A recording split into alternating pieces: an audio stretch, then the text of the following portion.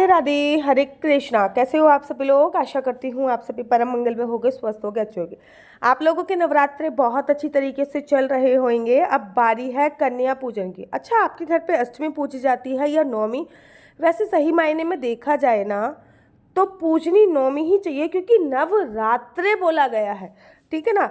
जो लोग अष्टमी पूजते हैं बेसिकली उनके घर पे माँ गौरा की पूजा होती है, लेकिन अष्टमी पूजने के बाद भी आप लोगों को व्रत पूजा अर्चना वरना करनी ही चाहिए, चाहे आपने व्रत रखा हो या ना रखा हो। लेकिन कन्या पूजन का बड़ा विशेष महत्व होता है। नवरात्रों के 9 दिनों में माँ के 9 रूपों की पूजा की जाती है, उनकी आराधना की जाती है। इसी कारण कन्या पूजन में प्राय 9 लड़कियों को ही बुलाना चाहिए। ये बहुत ही शुभ माना जाता है। अब बड़े सारे लोग क्या कहते हैं कि 5 आ जाएं, 7 आ जाएं, 11 आ जाएं। भाई ये तो फिर एडिशन वो है कि भैया 9 नहीं मिल रही तो कितनी भी आ जाएं, लेकिन मैक्सिमम 9 कन्या बुलानी चाहिए। और लोग एक ही लांगुर को बुलाते हैं, लेकिन आपको सावधान होना है। 9 लड़कियां 2 लड़के होने चाहिए। अब 2 लड़के क्यों होंगे? पहला जो लड़का होता है वो होता है भैरव बाबा के स्वरूप, जिसको भैरव बाबा बोला जाता है। कहीं कहीं पे उसको बटुक बोला जाता है, जिसको भैरव बाबा का प्रतीक माना जाता है। दूसरा होता है वो होता है हनुमान जी का स्वरूप। कहते हैं माता रानी की पूजा अर्चना वंदना बिना हनुमान जी के आधी अधूरी मानी जाती है। 9 कन्याओं में से कम 9 कन्या तो होनी चाहिए। भाई अधिक तो कितनी भी हो जाए, लेकिन कम से कम 9 कन्या होनी चाहिए। अच्छा, कन्याओं की पहले आयु बता देती हूँ। 2 वर्ष से लेकर अगर 8 वर्ष तक की लड़की मिल रही है ना, बहुत अच्छी बात है। अगर 8 वर्ष की नहीं मिल रही तो भाई आप 10 वर्ष की भी ले सकते हो, लेकिन 2 वर्ष से लेकर 8 वर्ष तक की लड़की बहुत ही अच्छी बोली जाती है। सबसे पहले उनके घर पे इनविटेशन दो, ये वो आएंगी। ठीक है, उसके बाद आपके घर की जो चौखट है वहीं पर उनको रोक लीजिए। क्यों? क्योंकि एक परात में आपको पानी भरना है, उसमें थोड़ा पुष्प डालना है, थोड़ी हल्दी डालनी है। अब प्रत्येक कन्याओं के पैर धोकर, हल्दी कुमकुम लगाकर, अक्षत लगाकर, चुन्नी उड़ाकर अच्छे से आसन पर उनको बिठाना है। उसके बाद आपने जो भी भोग बनाए, देखो भोग में ना हलवा पूरी जरूरी है। हलवा और काले चने जरूरी होते हैं।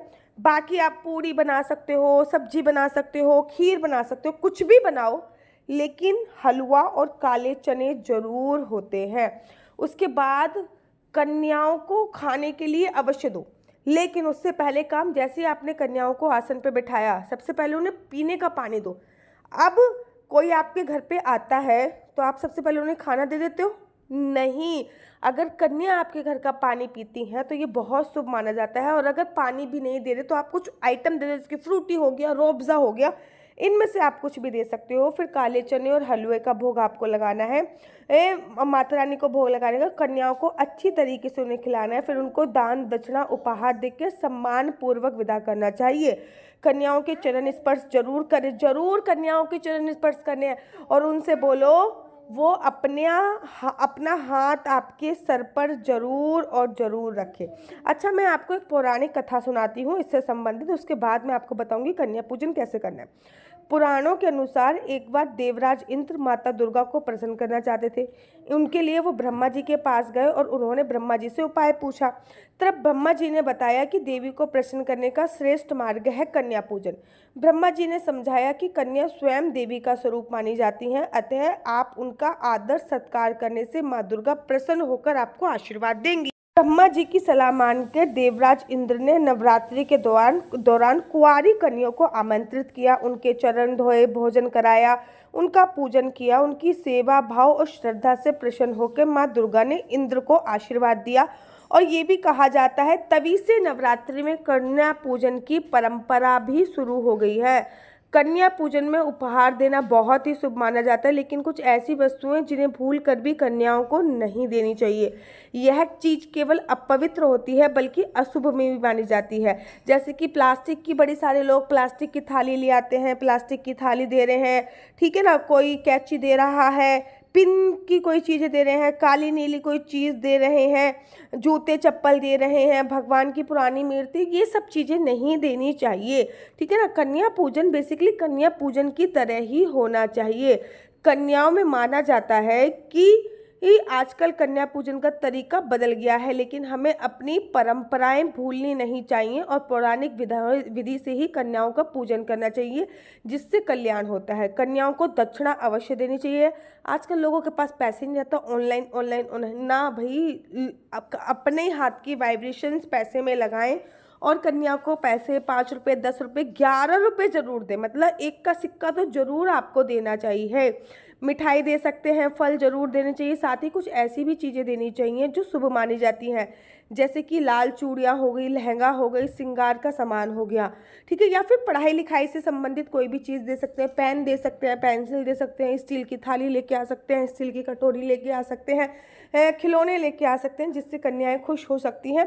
ये सब चीज़ें आपको कन्याओं को ज़रूर देना चाहिए। उसके बाद कन्याओं का एक पौराणिक तरीका है, उन लोगों के लिए पूजन के लिए कन्याएं नहीं मिल रही हैं, क्योंकि बड़े सारे लोगों को पूजन के लिए भी कन्या नहीं मिल रही। वो लोग अग्नि प्रज्वलित कर सकते हैं और नव दुर्गा के मंत्रों द्वारा पवित्र अग्नि में हलवा पूरी चने का भोग लगा सकते हैं। पूरियों का आकार छोटा रखिए, उसके ऊपर ही हलवा चना रखकर 9 जगह रख लीजिए। फिर माँ दुर्गा के 9 रूपों का नाम लेते हुए अग्नि को भोग भी समर्पित कर सकते हैं। इस विधि से भी आप कन्या पूजन कर सकते हैं, क्योंकि बड़े सारे लोग फ्लैट एरिया में रहते हैं, बहुत इंडिया के बाहर रहते हैं। अब हम लोग कन्या पूजन करें तो आप हवन सामग्री में माँ कन्या के 9 रूपों का चीज़ें डाल सकते हैं। ये बहुत ही सिंपल तरीका होता है। अच्छा, 1-2 चीज़ें ज़रूर और ज़रूर ध्यान रखिएगा कि कन्या पूजन में आप 9 से 8 साल की लड़की लीजिएगा, लेकिन अगर कोई कन्या 1-2 साल बड़ी भी आ जाती है तो उसका निरादर नहीं करना कि भैया चलो चलो चलो यहाँ से जाओ, नहीं, उनको भी आदर से बैठाइएगा।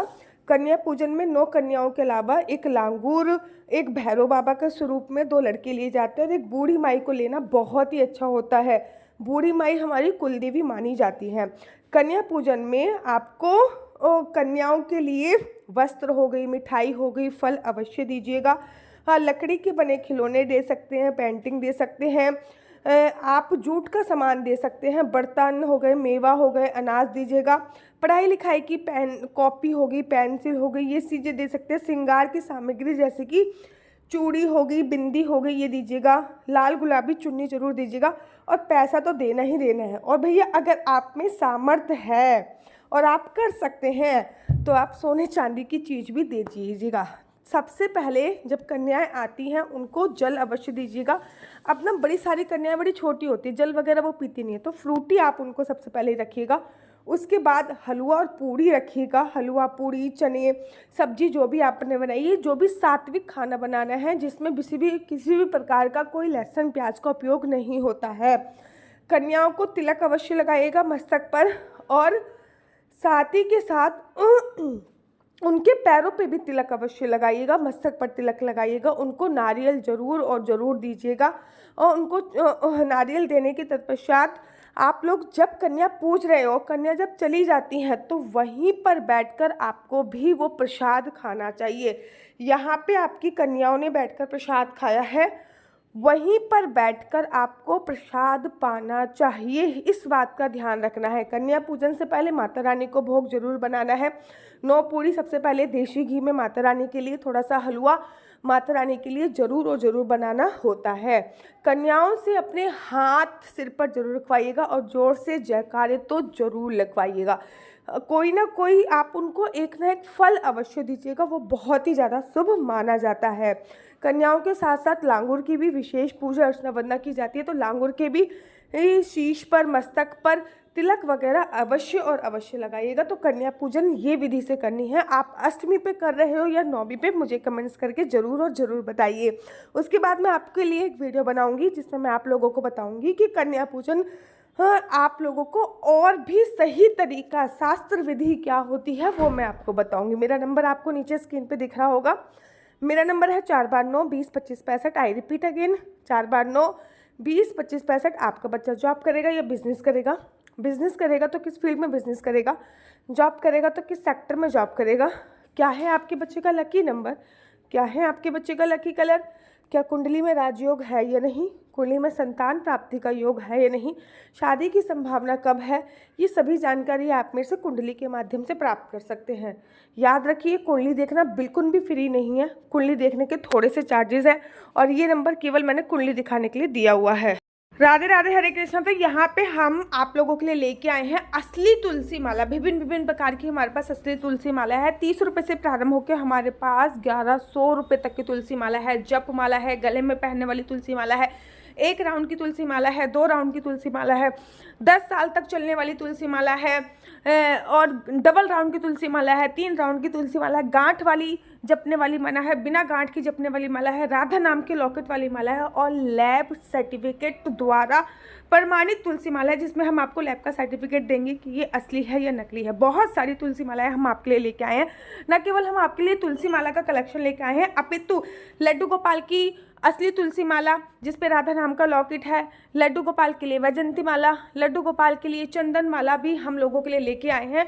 और लड्डू गोपाल की तीनों माला का सेट है, तुलसी माला, चंदन माला और वैजंती माला का सेट भी लेके आए हैं। साथ ही के साथ हम आपके लिए रुद्राक्ष के असली ब्रेसलेट, पानी में डालने वाला रुद्राक्ष, 1 मुखी रुद्राक्ष से लेकर 14 मुखी रुद्राक्ष तक हमारे पास सारे लैब टेस्टेड रुद्राक्ष अवेलेबल हैं। आप हमसे ओरिजिनल रुद्राक्ष मंगा सकते हैं। ना केवल हमारे पास रुद्राक्ष अवेलेबल है, अपितु हमारे पास कानों में पहनने वाले राधा नाम के असली तुलसी के इयरिंग्स भी उपलब्ध हैं, जो कि अलग अलग डिजाइन, अलग अलग तरीके से आप लोगों को प्राप्त हो जाएंगे। ये राधा नाम के असली तुलसी के कानों के इयरिंग्स हैं और इसमें बहुत सारी वैरायटी हमारे पास उपलब्ध है। आप जल्दी से जो नीचे नंबर दिया गया है उस पर संपर्क करके अपनी चॉइस से कोई भी राधा नाम के इयरिंग्स अपने लिए ले सकते हैं। उनके प्राइस बहुत ही सस्ते हैं। 150 रुपये से फ्री हो 150 रुपये से स्टार्ट होकर मात्र 200 रुपये तक है। और ये है राधा रानी और भगवान श्री कृष्ण जी के चरण, जो आपको अपने मंदिर में जरूर और विभिन्न प्रकार की अलग अलग तुलसी मालाएं आप लोगों के लिए उपलब्ध है। 30 रुपये से प्रारंभ होकर 1300 रुपये तक की तुलसी मालाएं आप लोगों के लिए उपलब्ध है। हम आप लोगों के लिए लेके आए हैं श्रीधाम वृंदावन की रज, 8 प्रकार की रज इसमें उपलब्ध है। न केवल एक सेवा कुंज की, निधि कुंज की, ललिता कुंड की, राधा कुंड की, कृष्ण कुंड की, निधि वन की, यमुना जी की, 8 जगह की ब्रज रज इसमें आपको उपलब्ध हो जाएगी। ऑर्डर जल्दी से जल्दी नीचे दिए गए नंबर पर करिए, हमारे पास लिमिटेड स्टॉक है। राधे राधे। अगर आपको मेरी वीडियो अच्छी लगती है तो आप अपना यूट्यूब चैनल हरि बोल को लाइक, शेयर, सब्सक्राइब करना बिल्कुल भी मत भूलिए। तब तक के लिए मुझे दीजिए इजाजत। राधे राधे, हरे कृष्णा, हरि बोल।